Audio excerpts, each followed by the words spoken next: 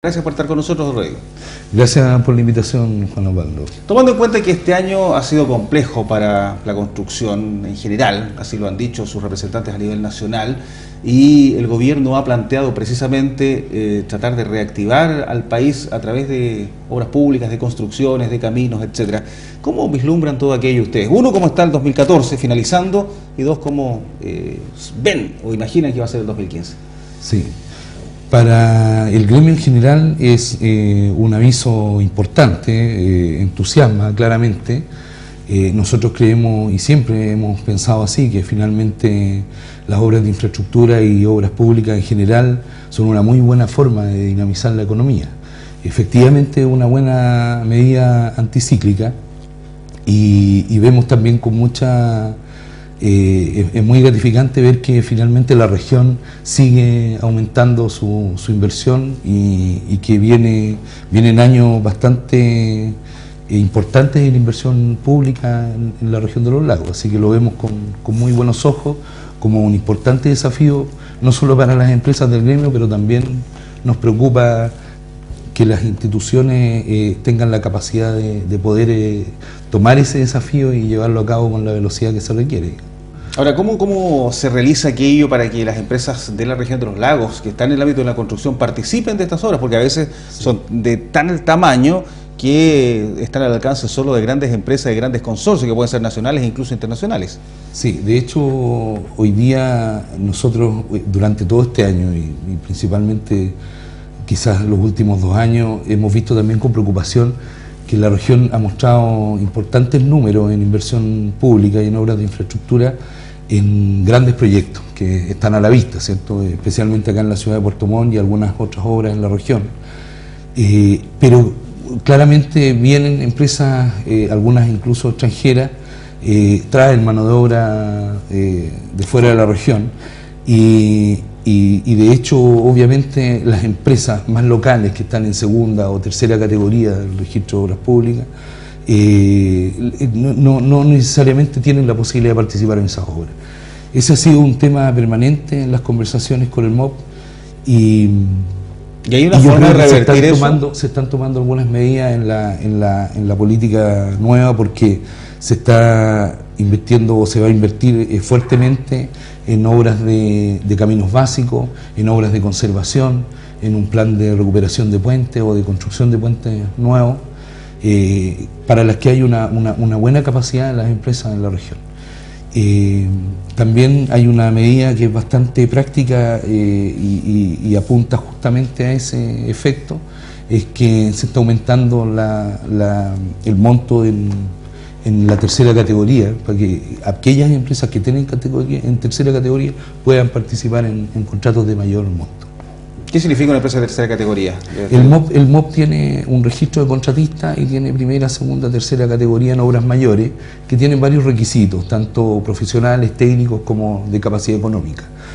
Y en base a eso también hay una tabla, ¿no es cierto?, con el monto por contrato que pueden realizar esas empresas. Si tú subes el monto de la tercera categoría, le das muchas más posibilidades de participación en más proyectos a empresas que están en tercera. ¿Y hay empresas de primera categoría que en la región o son todas de segunda y tercera? En la región hay principalmente empresas de segunda y tercera categoría. ¿Sí? Ahora, efectivamente, participan empresas, hay empresas que tienen presencia regional con capacidad en primera categoría para realizar obras de primera categoría de todas maneras. Eso también está presente. Ahora, Rodrigo, ustedes como Comité de Infraestructura, imagino que han analizado todo este panorama durante este año 2014 y cómo se viene el 2015. Y dentro del panorama en la región de los lagos, a juicio de ustedes, ¿por dónde deberían ir las priorizaciones de obras públicas en la región, tomando en cuenta que va a haber aparentemente una cartera fiscal, una billetera fiscal bastante gruesa para este próximo año? Sí, nosotros, mira, hay harto trabajo en este tema, que es un trabajo permanente. La Cámara se reúne todos los meses en el Comité de Infraestructura. La Cámara también tiene una mesa de trabajo con el MOP y con el gobierno regional para el análisis del FNDR también. Que también aumenta este otro año. Y que también aumenta 120.000 millones. Va a llegar así 120.000 millones. Y en ambas mesas de trabajo finalmente se tratan todos estos temas. Y así hoy día, en la primera mirada de lo que es este plan, se ve que se están tomando aquellos temas que estaban bastante rezagados. Cuando uno mira que finalmente nosotros sabemos dónde están las brechas de infraestructura, que son muy importantes, ¿no es cierto?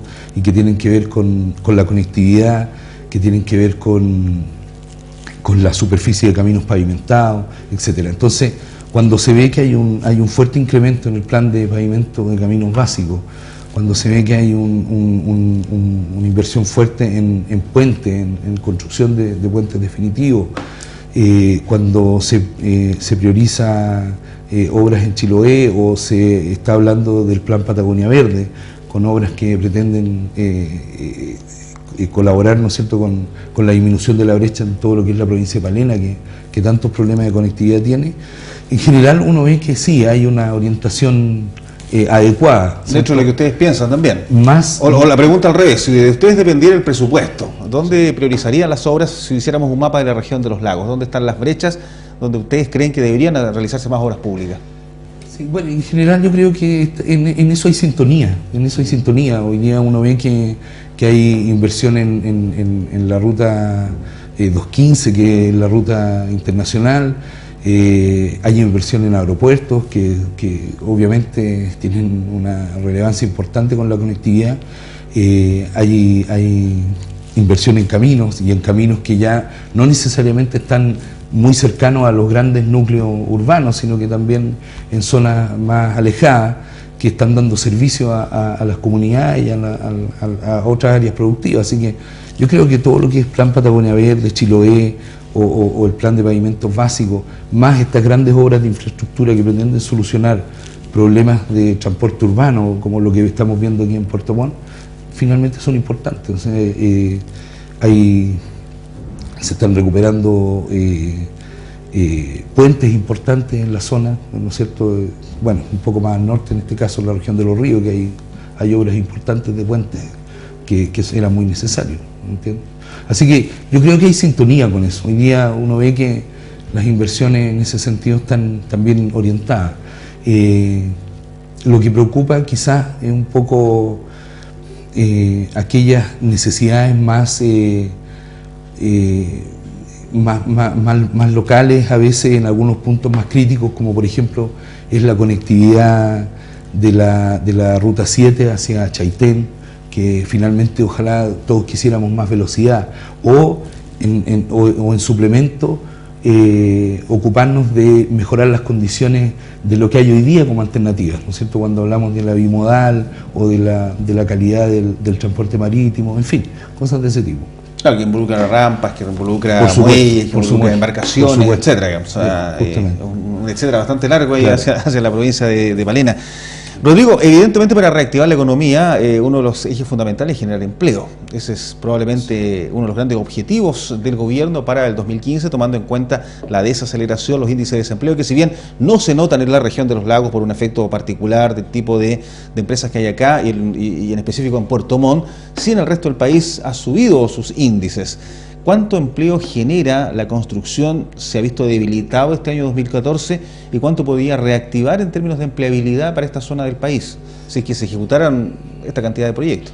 Mire, en general, en cuanto a empleo, la región de los lagos ha sido anticíclica, porque de alguna manera muestra en su índice de actividad un alza, un incremento, pero finalmente el desempleo en el sector construcción, en la región de los lagos especialmente, ha ido al alza. Estamos prácticamente al doble del desempleo que teníamos en el mismo trimestre del año pasado. ¿Tienen ese dato? Para nosotros hoy día es un 4,8% en el último trimestre, ya cuando en relación al año pasado teníamos un 2,7%. ¿Ya? O sea, ha subido un 2,1% el desempleo en el sector construcción. Incluso en el sector construcción es más alto el desempleo, es más alto que el de la región y que el de la ciudad de Puerto Montt. que es una ciudad que está bastante pujante y que se supone que prácticamente hay claro, que por varios años ha mantenido una de las tasas más de alguna bajas manera, del país, claro, estamos en torno al 3%. Ahora, esa tasa, ¿cómo le explican ustedes? ¿Por qué sector? Porque de la construcción obviamente están aquellos que construyen caminos, que construyen edificios, que construyen viviendas. ¿Por dónde se ha ido el aumento del desempleo? Por lo que te explicaba al principio, de alguna manera, tiene que ver con que durante un buen tiempo, prácticamente podríamos hablar de los últimos 2 años o 3, se han venido desarrollando grandes proyectos de infraestructura, pero son en muchos casos licitaciones incluso internacionales con grandes montos, 20.000 millones de pesos, algunos, ¿no es cierto? Y vienen empresas de afuera que traen mucha mano de obra de afuera. O sea, el megaproyecto de infraestructura no impacta tan directamente en el empleo local, claramente. Hay mucha mano de obra de especialidad que viene de afuera. Claro, intentamos, por ejemplo, la doble vía de la Ruta 5 Sur, este gran eje que se está construyendo en Puerto Montt, que une Ruta 7 y vienen muchos prestadores o subcontratistas también que vienen a trabajar a la zona. Pero también hay otro tema que es muy importante, que es en el fondo, de alguna manera,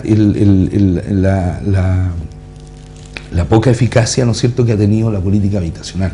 O sea, la implementación de la política habitacional, que básicamente en un subsidio está alrededor del 20% y en el otro menos del 50%. Entonces, finalmente no se han podido ejecutar los subsidios. Y la política habitacional y las obras que la política habitacional trae a las regiones, finalmente es la que dinamiza más la mano de obra local. O sea, la que permite crear más empleo local. O sea, construir viviendas genera mucho más empleo. Construir viviendas, básicamente. Y ahí es donde yo creo que estamos muy al debe. Mira, mi tema es principalmente infraestructura y obras públicas, pero en la Cámara y en el gremio hoy día hay una preocupación fundamental justamente para que también en lo que son las medidas de política anticíclica para dinamizar el empleo y la actividad económica, en el fondo se puedan tomar medidas rápidas que apunten a que la política habitacional se dinamice nuevamente, porque en eso yo creo que estamos muy al debe.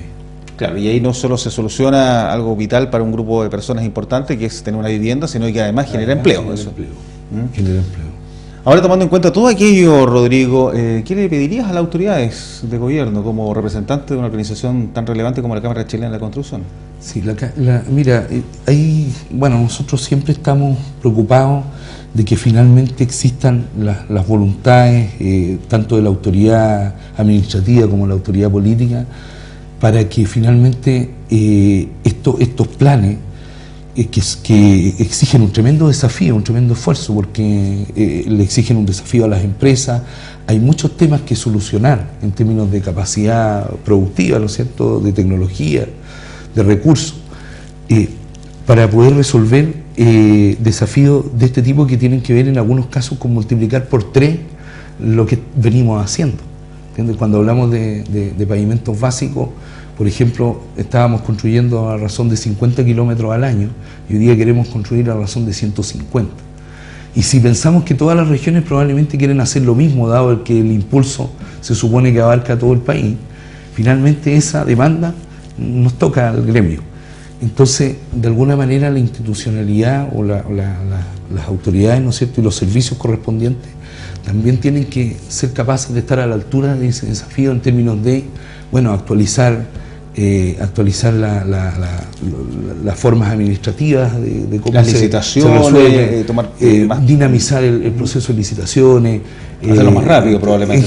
En general buscar medidas que permitan administrativamente también darle soporte a esto, mejorar la gestión en general. Claro, que ese periodo dure menos de lo que probablemente tiene que ver con hartas cosas, tiene que ver con finalmente tomar medidas que están en el ámbito técnico, en el ámbito administrativo.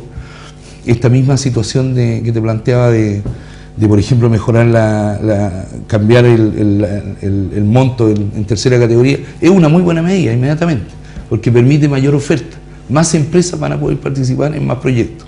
Eso ya es una medida muy clara, ¿entiendes? cosas de ese tipo. Claro, Rodrigo, ahora te lo pregunto que ya más como constructor civil. Claro, mucha gente se pregunta, acá en el sur, ¿cómo hoy día están las tecnologías para construir caminos de pavimento, sobre todo en una zona que llueve tanto, en el invierno? ¿Existe todavía el mito de que debe construirse en el verano? Yo imagino que ya no, porque deben haber tecnologías que permiten generar pavimentos o asfalto incluso con lluvia. No. ¿O me equivoco? No, hay cosas que, o sea, nosotros tenemos que, yo creo que lo que hemos hecho es aprender a vivir con nuestra estacionalidad, que es una cosa que no vamos a poder cambiar. Lo que se hace básicamente, hoy día efectivamente hay algunos cambios, han habido algunos cambios en la tecnología. Hay cuestiones que permiten hoy día alargar un poco las épocas de trabajo. Hay muchas actividades que sí se pueden hacer durante el invierno, ¿ya? Antiguamente las obras prácticamente se paraban al 100%. Hoy día no, hoy día vemos que en las obras hay muchas actividades que sí se realizan. Casi con el de hombres descansando. Volvemos en septiembre. Sí, se realizan obras civiles en invierno, se realizan puentes prácticamente, las obras de puente no paran durante todo el año. Obras de movimiento de tierra incluso, pero hay ciertos aspectos de las obras, como por ejemplo en el caso de las capas de pavimento, que necesitan un poco más de mejores condiciones. Por lo tanto, tiene que seguir haciendo en la época de verano. Pero ahí nosotros siempre tenemos la alternativa de que finalmente las obras muchas veces contemplan no solamente plazos acotados al verano, o sea, para desarrollar una faena completa muchas veces tú tienes 8, 10 meses, 12 meses o más. Finalmente la programación de alguna manera tiene que ver con que eso se solucione. O sea, en la programación tiene que estar implícita la solución de claro, si le tocan más meses de lluvia de lo normal, retrasa la obra. Eso sigue siendo así. Ahora, ahí hay una medida muy importante, o sea, en la medida que, por ejemplo, la autoridad, en este caso el MOB, sus licitaciones las anticipe y tengamos una especie de política anticíclica con respecto a eso justamente, claro, es mucho mejor. O sea, claro, es distinto para los contratistas estar con el contrato listo en junio, ¿no es cierto? Ojalá en mayo, en junio, en julio, cosa que cuando parte la primavera tú ya estás prácticamente en carrera con el contrato. Eso iba a decirle, porque ¿qué sentido tiene que se haga una licitación probablemente en diciembre, enero, y que se hace toda la parte administrativa durante el verano y con la obra comenzaría en invierno, digamos? Pero siempre va a existir eso también, porque hay obras que finalmente van saliendo durante el año y que algunas tienen plazo suficientemente largo y que finalmente tú sabes que vas a tener que igual a pasar a una segunda temporada, porque en una sola temporada no está la capacidad para poder desarrollar. Y claro, con la envergadura de la faena. Y te sigo preguntando como constructor civil, como hombre experimentado además en temas de caminos, de obras de este tipo, muchos se preguntan por qué en el sur se utiliza tanto asfalto, por ejemplo, tomando en cuenta que con la lluvia es resbaladizo. ¿Hay alguna diferencia real con el pavimento o también ya ha ido quedando en el tiempo parte de esta preocupación que mucha gente dice? No, en general, mira, en ambos pavimentos tienen que presentar similares condiciones de rugosidad y básicamente las mismas características funcionales. O sea, los dos pavimentos tienen que tener la misma serviciabilidad de alguna manera. No pueden haber pavimentos al mismo nivel de proyecto. En el fondo, los dos tipos de pavimentos tienen que ser capaces de dar la misma prestación al conductor, en este caso, al vehículo. El asfalto, hay una percepción de la gente sobre eso, pero que en realidad es equivocada, porque finalmente en el asfalto también se miden parámetros de fricción, de macrotextura, te otorga las mismas prestaciones. No necesariamente el asfalto es más resbaladizo, que es como lo que dice todo el mundo. Ambos pavimentos se alisan, ¿ya? También con el tiempo tienen les pasa el fenómeno de pulimento y ambos quedan lisos. Pero el asfalto principalmente se usa porque el asfalto te da muchas más alternativas que el hormigón en términos de poder aplicarse en muy variados tipos de proyectos, ¿no es cierto? Proyectos de pavimentos básicos, proyectos intermedios o carreteras principales, no sé, porque puedes ir variando estructuras muy fácilmente. También hay alternativas en hormigón para eso, pero al final se ha visto con los años que en buenas cuentas resulta el asfalto más económico que los pavimentos de hormigón para poder cumplir con inversiones que se necesitan en sectores donde no necesariamente puedes llegar con pavimentos de hormigón a buenos precios. Eso es básicamente. A nivel macro, ¿cuántos puentes deberían mejorarse en esta región de los lagos? ¿Cómo estamos en la calidad de nuestros puentes interiores? Estamos hablando evidentemente del Chacao, que eso es una mega obra de un consorcio internacional, pero los puentes interiores, menores, de caminos efectivamente rurales, en que todavía vemos algunos de madera y que deberían a lo mejor tener una solución más definitiva. Mira, yo no recuerdo el número exacto de puentes, pero entiendo que en el plan que hay de aquí al término de este gobierno está contemplado invertir en la reposición de 854 metros lineales de puentes en distintos caminos, ¿ya? Y eso significa que se construyen puentes definitivos, o sea, donde hay puentes casi un kilómetro de puentes. De puentes que hay puentes que tienen 20 metros, 15, claro, 30, 40, en fin. Pero una cantidad significativa, porque recordemos, el puente de el Chacao tiene 2 kilómetros aprox. Al final es una cantidad significativa de puentes que tú recorres cualquier camino y te encuentras con puentes de 20 metros, 25 metros. Ese tipo de puentes, ahora por ejemplo viene una inversión de puentes en la Ruta 7, en lo que hay hacia... En la Ruta 7 y especialmente en el tramo de Cochamó, Pueblo. Eso.